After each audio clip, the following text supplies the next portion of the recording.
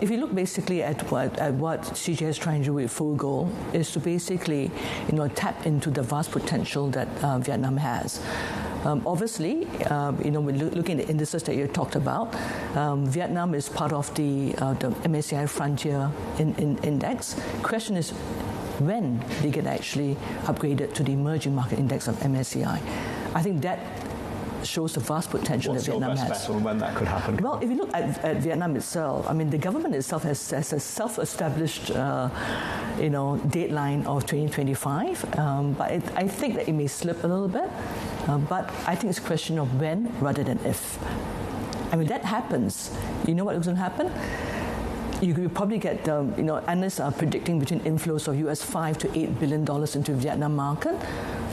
And that would actually lift the index by about 3%. I think the big question with regards to how they're going to get from frontier to emerging really is access to certain data points, transparency, and also just open up the capital flows. And these are big tasks that are facing the regulators and the securities regulators in Vietnam.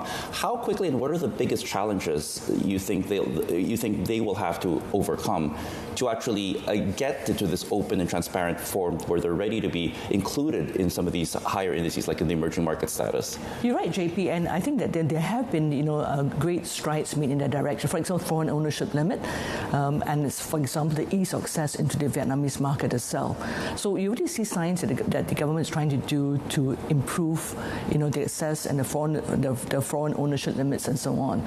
So again, to me, it's a matter of timing, rather than it's not a question of if, but when. I want to talk about the last 19, 20 months in Vietnamese markets. And as you mentioned, they went from the biggest loser in the region and now far and away the best performer. But when you look at what the reason why there was a bit of that sell-off is because rates went up so aggressively, and also there are a lot of concerns with regards to the anti-corruption drive, and also questions about the property sector and how healthy it is. Do you think that these issues might resurface in the future, and is something that investors in Vietnam will have to take into account, given the fact that it's not the first time we've seen some of these dramatic declines in Vietnamese stocks in its history? Sure. And if you look at Vietnam is a frontier market, so one has to take the volatility into account when you want to invest in the market.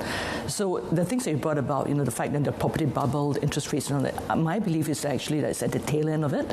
The government has got very good handle, I think, on what's on the anti-corruption drive in Vietnam. And that's the reason why I think that if you buy the CGS Fullgoal ETF, that's a way of actually getting into the market. Ease of access, you buy the 30 most liquid stock that's diversified, because you don't buy one single stock and suddenly you buy a property stock and boom, the next day it goes bust, right? So that's the reason why I think that diversity is very important. You buy the most liquid assets.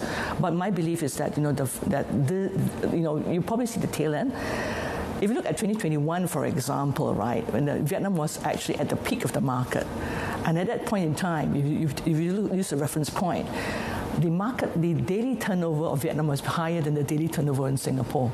All right, and even now, today, it's about almost the same, and that shows the interest that people have in the Vietnam market. Okay. But one has to take account the volatilities, and it is a frontier market, but it will get better.